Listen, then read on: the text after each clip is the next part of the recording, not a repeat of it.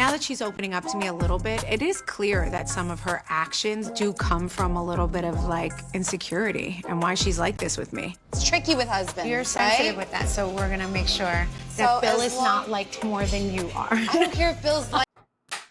Hey guys, welcome back to my channel. It's your girl, the Brooke Ashley, and today we are here to discuss The Real Housewives of New Jersey, Season 14, Episode 5. And before we get into it, I already know that I am super late with Jersey. I know I've missed a few recaps, but I'm not going to hold you guys.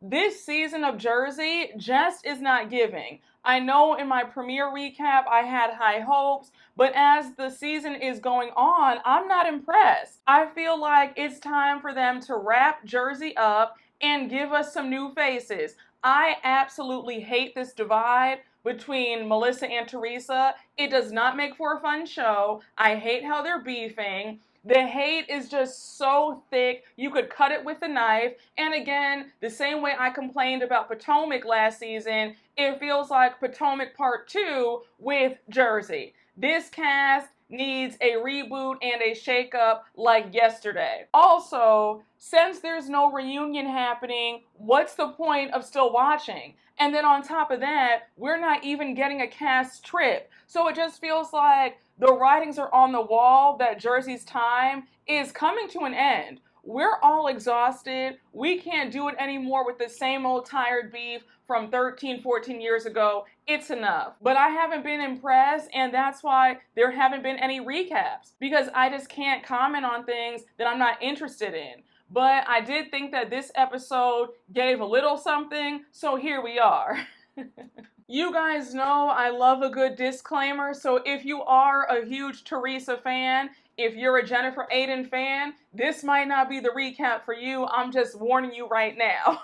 Because Miss Rachel Fuda, high-key, ate Teresa up. But without further ado, let's just jump right on into it, because you guys already know that we don't have a minute to spare. So we open up the episode with Dolores having a family dinner with her kids and Frank. So she says that family dinners are very important to them. Even though her and Frank are divorced, they've been doing it for the last 30 years, and sometimes Paulie and Brittany will join them, but I think she said that Brittany was at work and Paulie had something else to do. So anyhow, the way my mouth was watering during this scene, because they ordered Thai calamari and stuffed mushrooms as appetizers, and I was salivating because I love Italian food. Italian food is #1 for me. And where I live, there's an Italian restaurant on every single block, okay? So I'm in heaven. Honestly, I feel like with all of Dolores' scenes, especially with Frank, it's always the same conversation. They're talking about their partners, and then it's just small talk about their family, and then that's pretty much it. And I've said this time and time again in previous recaps, but Dolores is so much nicer than I am, because there's just no way that my ex-husband, who was cheating and pretty much was an absent father, there's no way that he would be profiting off of my back being on this show. I would have Frank's name censored. He'd be blurred out. He would not even be able to be on this show. Listen, y'all, I've told you guys time and time again, I am pet T. So Frank's asking Dolores if her and Paulie have started looking at houses. And Dolores says, yeah, we've been looking, but it's kind of hard to find a house right now. Then she adds that they need to agree on certain things. And she brings up how Paulie still being married is an obstacle. And I said, girl, you think? Now, in my humble opinion, I feel like Paulie is fooling around, because if you love Dolores so much, if she's your dream woman, why aren't you rushing to file for divorce? And it really sucks, because it's like Dolores came out of a 5 or 6 year relationship with that doctor who was stalling and dragging his feet. He was spending more time with Frank than he was with Dolores. So it's like, yes, the men that she gets with, they have a nice coin, but they seem to have a real problem locking in and being fully committed. But Dolores, I would not be looking at houses with Paulie until he gets a divorce. So now Dolores wants to know, what are Frank's plans on proposing to Brittany? Because remember a few episodes ago when they were all down at the shore, Frank had pulled Paulie and Dolores to the side and he said that he wanted to propose to Brittany when they go to Costa Rica. So Frank's telling all the details about his proposal, and so he pulls out the ring, and it's a really pretty 11-carat ring. And he's like, Dolores, can we do a fake proposal? So he gets down on one knee, and the way I was screaming, you see everybody in the restaurant clapping for them, and they're all like, oh no, we did this already. This is my ex. He's just practicing for his new fiance. It's not me. You married me. Yeah. All right. All right. That's just practicing. I was just showing what I'm doing with my girlfriend. Marrying someone else. I'm his ex-wife. We already been there, done it. Right? It was a cute scene, but like I said, Dolores is too nice because Frank would not be getting any TV time out of me. So now we jump to Melissa, Danielle, and Rachel Fuda meeting up to have a mother-son day. They're going go-karting. It was a cute time. I loved how Melissa's son and Rachel Fuda's son, they both took Danielle's son under their wing because they're teenagers and he's like 7 or 8. It was really cute. So anyhow, we see the boys go off to play some games and the ladies go off to just, talk and have a cute bite to eat. And Danielle brings up how her brand, Bougie Kids, got invited to New York Fashion Week, and she wants to invite Melissa. So she goes on to add that since she didn't get enough tickets to invite everybody to the show, she's hosting a bougie brunch a few days prior. So she's like, I'm going to invite everybody and I think it should be fun. And Melissa was like, girl, I guess, because half of us don't even look at each other, we don't even speak. So I'm just like, Danielle, you know good and damn well that this whole entire bougie brunch is about to be a hot, raggedy mess. So Danielle brings up how Melissa and Jen Aiden were actually speaking to each other at Dolores's charity baseball game the other day. And Melissa's like, yeah, me and her have been back and forth for a hot minute now, and we're going to meet up later on this week to just hash out our issues. Now, I've had my theories for a long time about Melissa and Jen Aiden's relationship. We'll talk more about that later on, but honestly and truthfully, they will never be able to be friends, and that's because of Jen. So Danielle's fishing for more information. She's like, well, did you and Teresa talk? Melissa's like, no. When we walked into the locker room, of course, we saw her and Gia and Louie, but we told our son Gino to go up to his aunt and say hello. And I noticed that Gia didn't say hello to Joe and Melissa when they walked into the locker room. Again, it's just really sad how the hate is just so deep and so bad that it's now seeping into the kids and their relationships with each other and their aunts and uncles. And I saw an interview that Melissa did recently. She was saying that the kids aren't really that close. They'll text each other for birthdays and holidays, but that's about it. So it's just heartbreaking that this show has put such a strain on their relationship. So I've noticed that anytime Melissa talks about the drama between her and Teresa, Danielle always has to interject and talk about her family drama. Because remember, all last season, Danielle was telling us how her brother doesn't speak to her. And now we find out that Danielle and her father haven't talked in a year either. She feels like he always sides with the brother and she's over it. Now she gets emotional. You have Rachel Fuda and Melissa saying, hey girl, you only have one dad. It's not that deep. Just call him. Melissa's like, I lost my father. I would give anything to talk to him. So please make amends if you can. Your feelings are valid, but still that's your dad. We have dealt with family drama between Melissa, Joe Gorga, Teresa, and Joe Giudice, and now Teresa and Louie for a decade now. So I don't have the patience or the wherewithal to hear about another family that's dealing with drama. So Danielle, you might want to find another storyline because I can tell you, I don't want to hear about another family that's going through it. Teresa and Melissa's drama has stolen the show for all these years. I don't have the capacity to hear about more family drama with somebody else. So I just said if Danielle is trying to get her brother on the show and get that going, we don't want it. So please, girl, stop.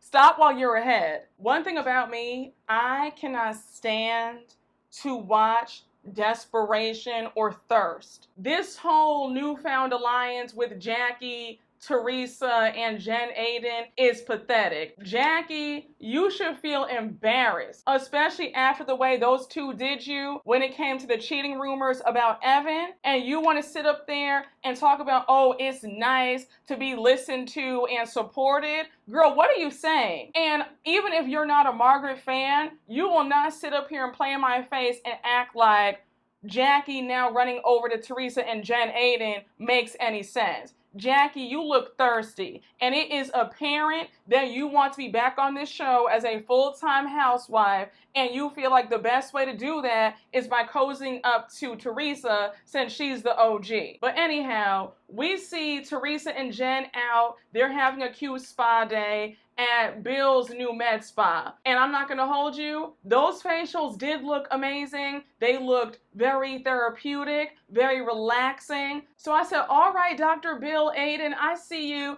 And that has to be nice to have a plastic surgeon husband, and then he has his own med spa on top of that. So you get all those free services. I mean, that's everything. Free Botox, free facials, like, I love it. So anyhow, they finish up, and now they start talking about last night, and we all know that it was Dolores's charity baseball game. So Jen Aiden makes a comment saying that last night was productive. Then she goes on to mention how Jackie and Margaret got into it in the locker room. So Teresa's like, well, hopefully Jackie sees Margaret for who she really is. I just said, Teresa, shut up. I don't care how anybody feels about it. I love Margaret. This is a Margaret Joseph Stan account over here. And I think that Margaret has been a good friend to Jackie, especially when all that stuff went down with the whole rumor circulating about Evan cheating. So now they call up Jackie. She's like, oh my gosh, hey guys, like, what's up? So Jackie's like, I don't want to vent to you guys and bend your ears, but I will say that in the past, I wasn't a strong person. I used to just do things to make people happy, but I'm not in that space anymore. So Teresa's like, oh girl, I understand, I get it. I'm just so happy that you're standing on your own 2 feet. And I said, Teresa is hilarious,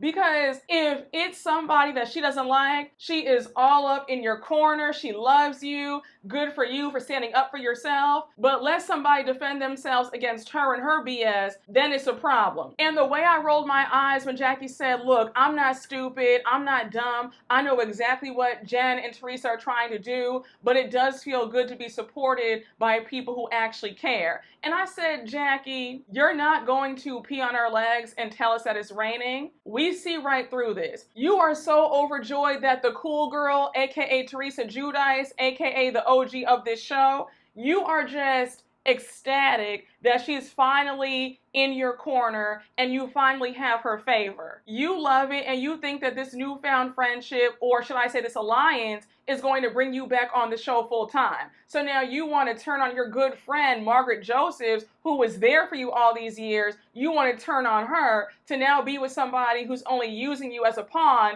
because she hates Margaret. That's all this is. And I don't understand why these women can't see that. Teresa does not like you. The only reason why she puts up with Jen Aiden is because Jen Aiden is willing to go to bat for her and be her soldier and her flunky. That's not a real friendship. It's all about what can Jen do for Teresa. But Jackie, you are sorely mistaken if you feel like Jen and Teresa actually care about you, because they don't. And quiet as it's kept, Jackie was never that dynamic of a housewife. I didn't really care about her all too much. She was very forgettable, take her or leave her. So the fact that she's just doing all of this to be back on full time, it's like, girl, we don't even care about you being full time because you weren't really that girl. You never really gave us a whole lot. You weren't giving what the other girls were supposed to have gave, in the words of the iconic Rolling Ray. But again, here we are, you're trying to get back on, and we have to watch you now be desperate and grovel over Teresa and Jen Aiden. So they end the phone call, and now Teresa says that she's going to refollow Jackie on Instagram again. I said, child. And you already know that Jackie was squealing and giddy like a schoolgirl when Teresa refollowed her back on Instagram. Now, mind you, there is a parallel scene. We see Margaret at home. Her mom is over. Joe's there. They're on the couch talking about the charity baseball game. And she gets into all the deets about the issues between her and Jackie. She's irritated with Jackie because Jackie made that comment saying that Margaret never sticks up for her, defends her, in regards to Danielle not inviting her to her party that she threw in episode 2. So Margaret's like, it's just such BS. I always stick up for her. Then she brings up how Jackie has been MIA and hasn't even reached out to her since Jen's passing. So she's like, when I reminded her that she didn't reach out to me, she was like, well, I don't know. You didn't post about it on Instagram. And Margaret's like, are you serious right now?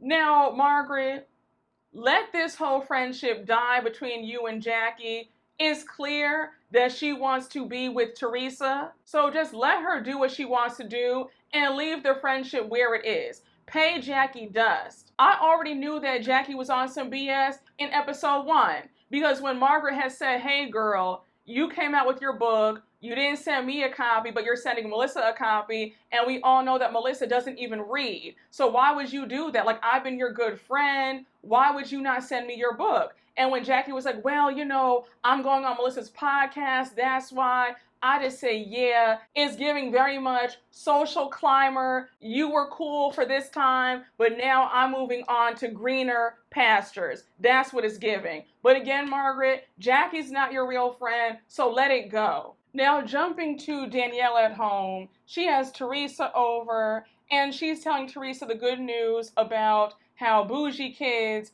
is going to be closing New York Fashion Week. And now Danielle shows Teresa all her pieces. So Teresa was like, oh, these are basics, how cute. So Danielle took that entirely wrong. She's like, oh my gosh, basic, really? And Teresa's like, no girl, basics, in this case, it's a good thing. I used to be a buyer for Macy's and basics are good. Those are the bread and butter of any line because people are going to buy the basics all year round. And did anybody catch that light shade that Teresa threw? She said she should know that lingo, especially if she's in fashion. I said, ooh.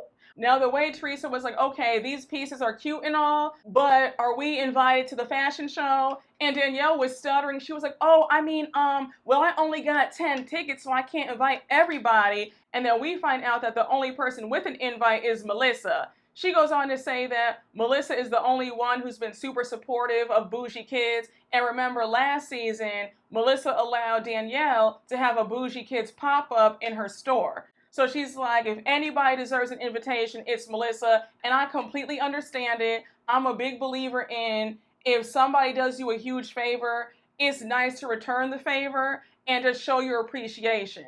Because Melissa did not have to do that. So Danielle lets it be known that since everybody can't attend New York Fashion Week, she is hosting a bougie brunch for everybody and they're all invited. She says the only two people who can't make it are Jen Fessler and Margaret. And of course, Teresa's throwing shade, talking about, oh yeah, well, I like that. I'm happy already. So Danielle's excited for the bougie brunch, but she does add that she plans on addressing Jen Aiden because Jen Fessler let her know that the other day at Jen Aiden's party for her dog, she had somebody there that was talking poorly about her. So she wants to know what's tea. So of course, Danielle brings up last year's drama about Jen Aiden spreading it around about Melissa cheating on Joe. So Danielle says, yeah, I just want to ask Jen because she feels like Jen set her up and she wants to know why didn't Jen just tell her? And one thing I'll say about Teresa needs to teach a master class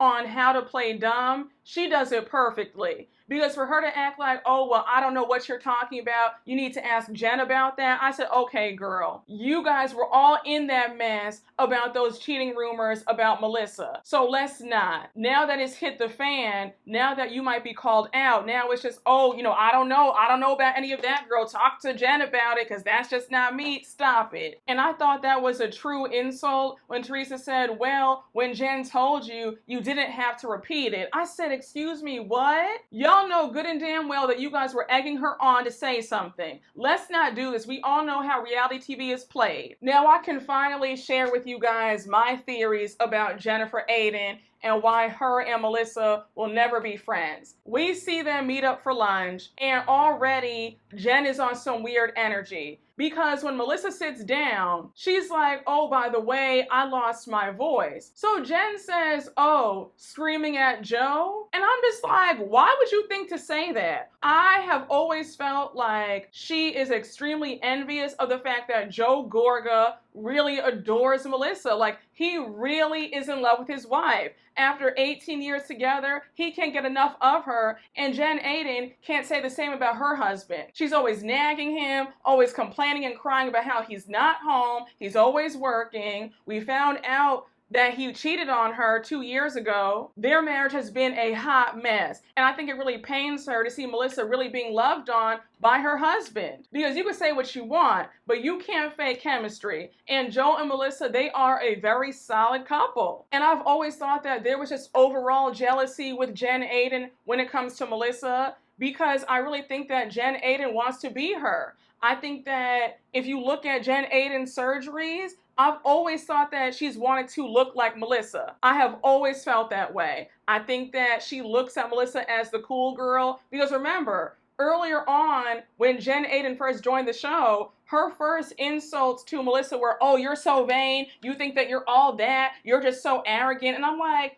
why are you saying that about her? You don't even know her. How do you know she's arrogant or conceited? Why are you projecting your insecurities onto her? It always gave, I want to be her. And even though Jen Aydin might have more money than the Gorgas, people can still have more money than you and still be jealous of you. They can be jealous of your looks, your personality, your charisma, your charm, your presence, the fact that people like you, the fact that you're popular. And I could definitely see that being the case with Jen Aydin. In my humble opinion, maybe I'm seeing it wrong, but I really feel like I'm usually on the money about certain things. I've always felt like the real reason why they can't get it together is due to Jen Aydin's insecurities and her jealousy. So anyhow, Melissa's like, look, things have been weird between us. We'll be at the same party, be in the same room, and we don't even speak. And it almost felt like Jen Aydin was determined to be upset with Melissa, because she's like, well, you're no saint either. And I'm like, she never said she was. She's just stating that there's an issue between you guys and she wants to fix it. So I don't know why you're getting so defensive saying, oh, well, you're no saint. She never said that she was. So Melissa's like, I understand that, but let's go down the list, shall we? Because I've never spread any rumors about you. You spread rumors about me and my husband.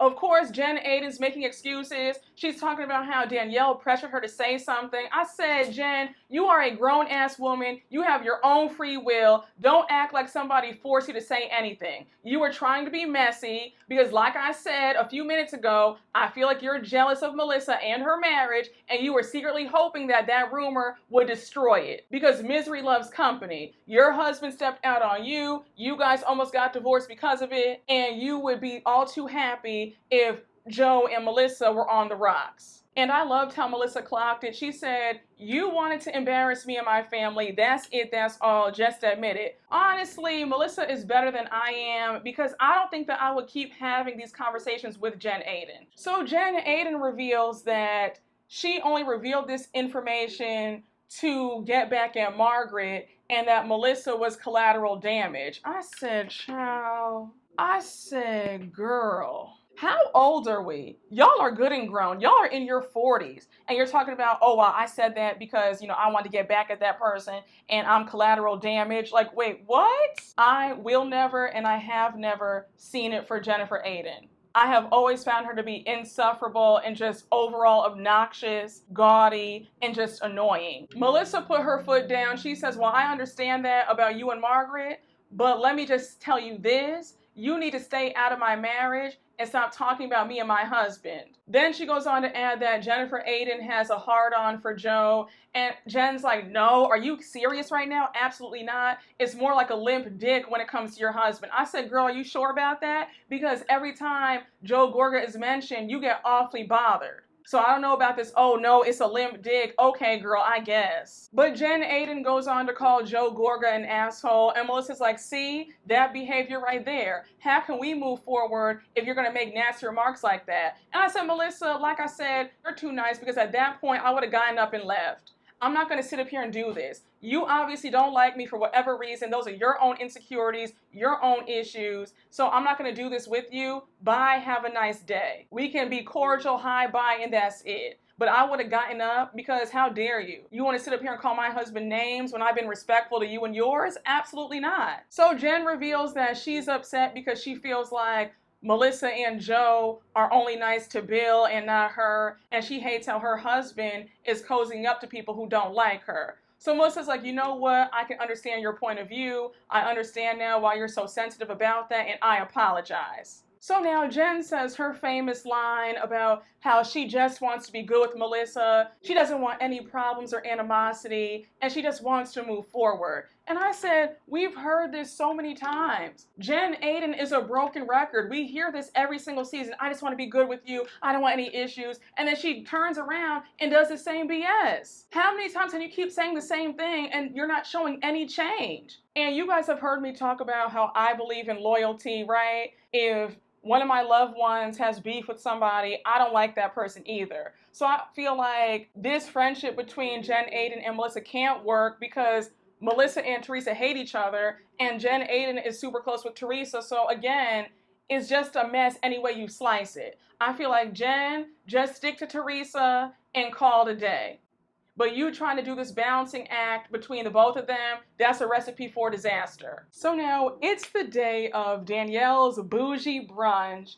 And as everybody's showing up, Danielle is showing them the gifts that she has for all the ladies. And Danielle did a nice job. She has jewelry for everybody. And I said, all right, I am not mad at this. Now, when Jackie pulled up, I said, did anybody notice how happy Jackie was to be included?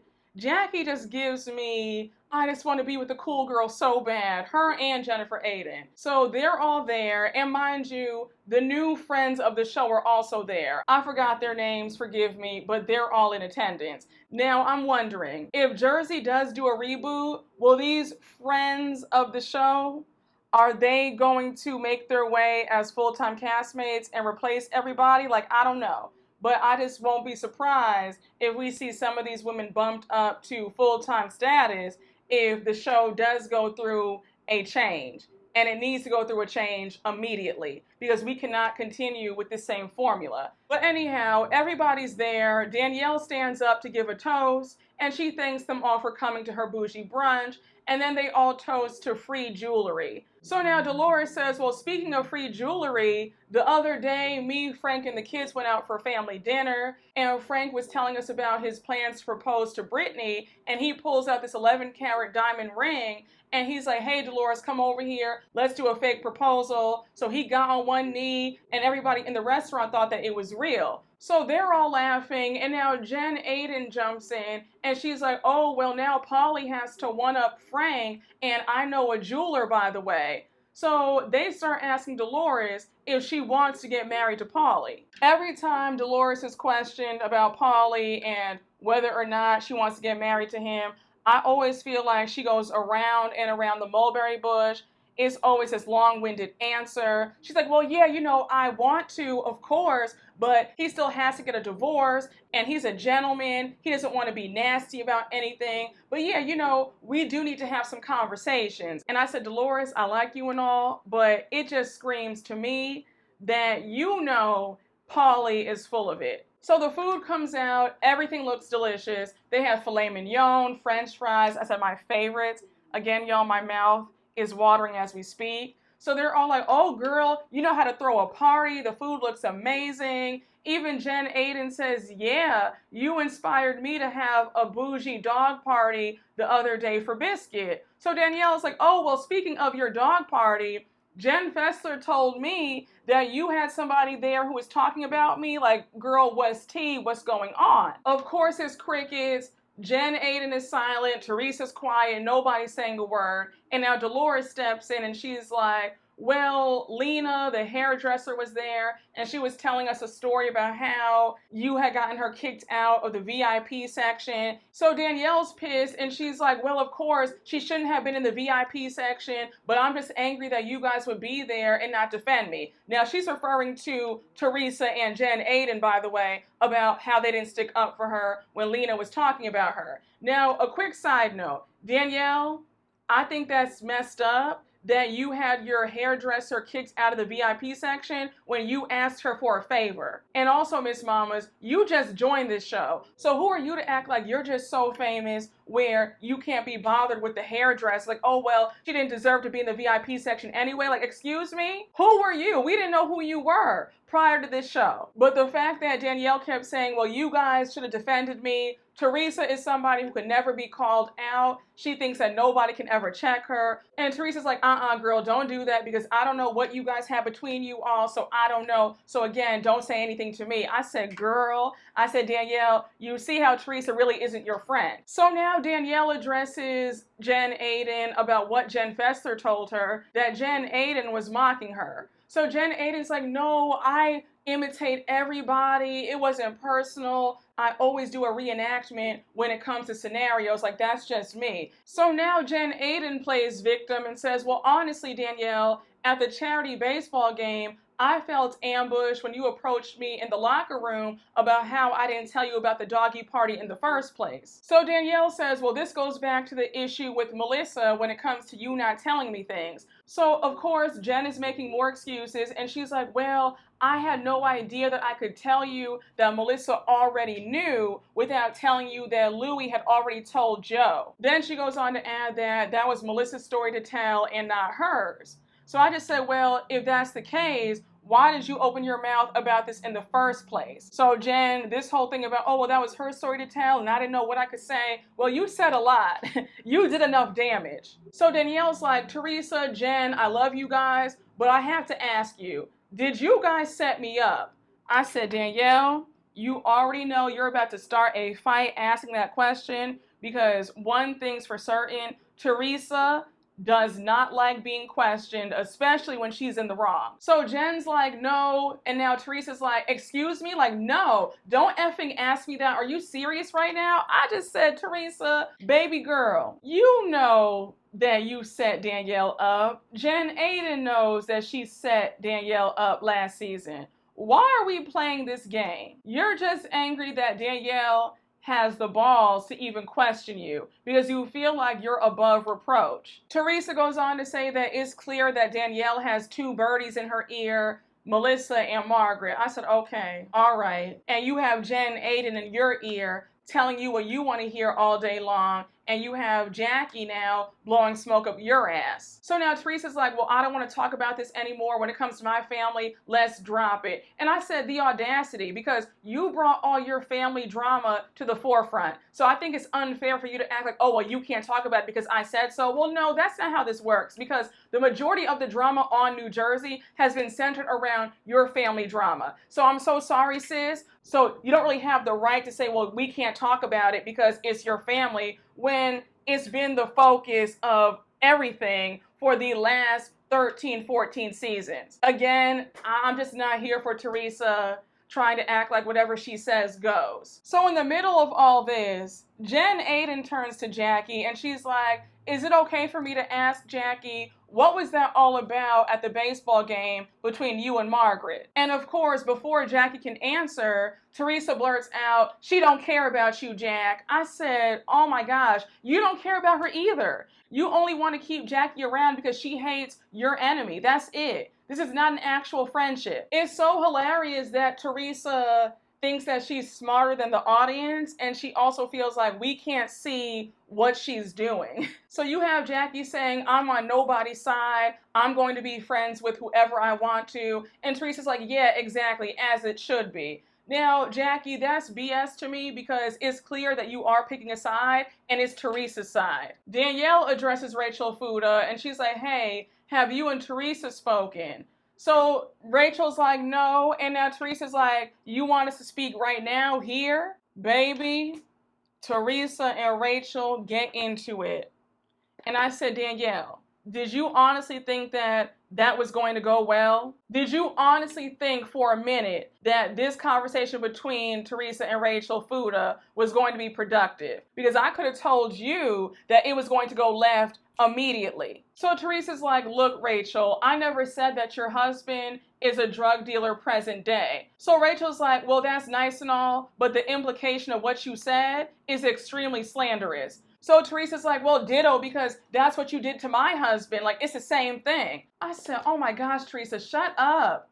How is it slanderous about Louis? There are so many articles about Louis and his behavior and his shady practices. He even admitted himself last season that he hired that private investigator. So how are you trying to act like they slandered your husband? No, Louis slandered himself by acting crazy. It just drives me nuts that when it comes to Teresa, there is no ownership or accountability whatsoever. She is always the victim. It's never her fault. Somebody's always done something to her. I'm just like, when it comes to Teresa fans, what are y'all seeing that we're not seeing? Because I'm just trying to understand, how can y'all stand for somebody who is very insufferable and they take no accountability for anything? If you like her, that's cool. I get it.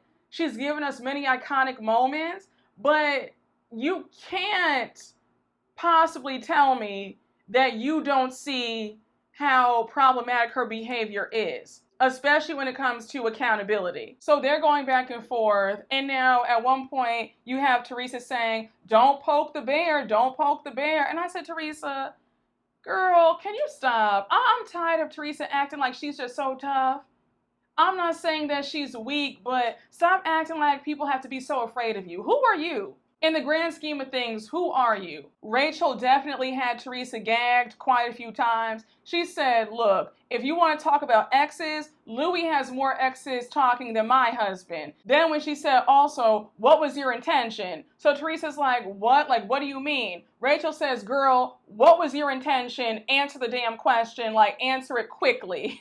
So Teresa says, well, I heard what was out there and that's it. And I said, oh, wait. So it's okay for you to talk about things that you've heard about other people's partners and spouses, but God forbid somebody talks about what they've seen and heard in the blogs and in the papers about Louis, then it's a problem. The double standards when it comes to Teresa and everybody else will always take me out. I don't understand how Teresa does not see the hypocrisy in her statements. She was on everybody's asses when they talked about Louis and the rumors surrounding him. So it's okay to talk about rumors about John Fuda. And again, I'm really pissed that there's no reunion because we need to talk about everything. And it also feels like Teresa's going to skate by not having her feet held to the fire. So Rachel makes a valid point. She's like, so why not just say, well, I heard that you were a drug dealer 20 years ago. Why try to paint it like it's present day? So you have Teresa trying to shade, saying, oh, well, he's a parking attendant now, right? He works in a parking lot. Rachel said, yeah, girl, he's a parking attendant. He makes $5 an hour. So now Teresa's like, oh, well, maybe he was better off being a drug dealer then. I said, okay, Teresa, you know good and damn well that Rachel Fuda's husband makes a lot of money.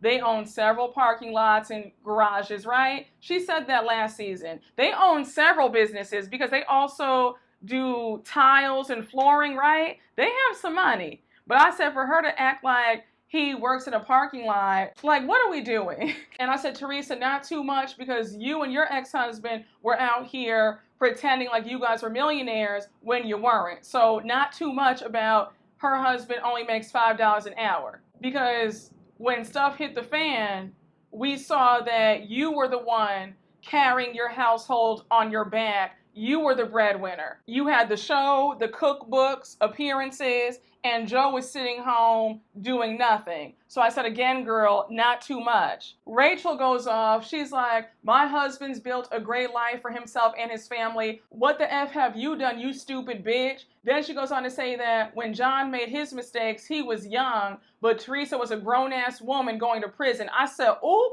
I said, I know a lot of y'all might not like Rachel Fuda, but she definitely ate. She said, no, girl, you were good and grown going to prison. So Rachel goes on to say that Teresa is old and stupid and how she's a has-been. I said, child, I said, now, Rachel, while I'm here for you reading, we have to be honest. Teresa's 15 minutes are still not up. And also, girl, in the world of reality fame, you better hope that you reach Teresa's heights, okay? So I understand that you're mad, and yes, girl, read her down, but let's not sit up here and lie. Teresa is paying Rachel dust, and she's like, she's immature, like, I'm ignoring her, I don't have time. And now you have Rachel still screaming, and she's calling Teresa all these names. I just said, baby, Rachel was not letting up. She said, Teresa, you're going to get it again and again and again.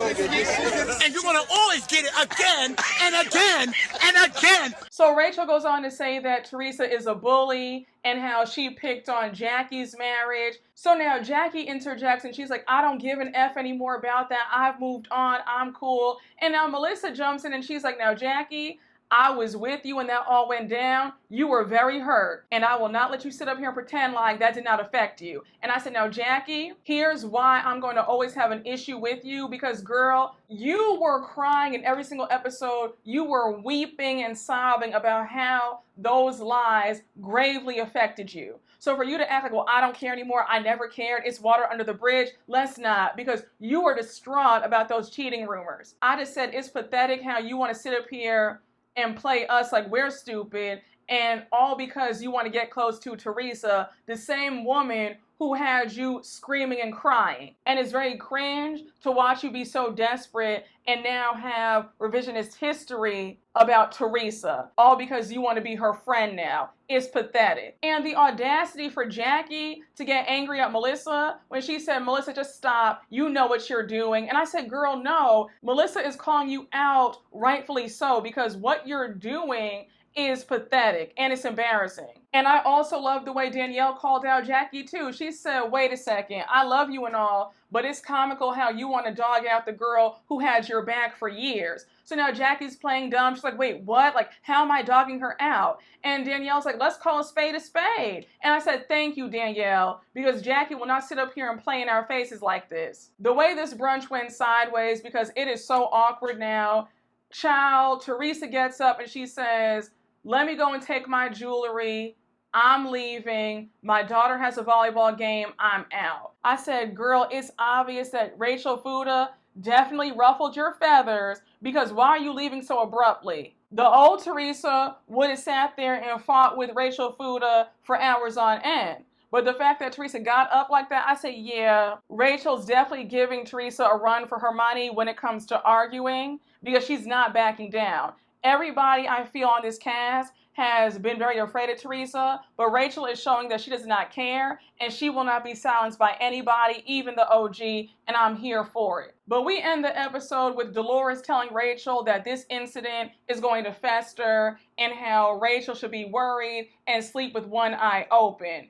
I said, Dolores, I wish somebody would tell me to sleep with one eye open. No, you came for me and my family, and I clapped back, and it is what it is. And I don't give a damn how you feel about it, but I'm not going to sit up here and be quiet and kowtow to you because you're the OG of the show. That's not how this works. Jersey, y'all need to do a revamp, because while this episode was cute, I'm sick and tired of the clear divide in this group, and it's just very uncomfortable to watch women in the same room who obviously hate each other. That's not entertaining. So let's fix this, let's regroup, let's recast, and call it a day. But guys, again, thank you so much for watching. I hope you all enjoyed, and you already know what to do. Please make sure to like, comment, and subscribe, and I will see you all later. Bye.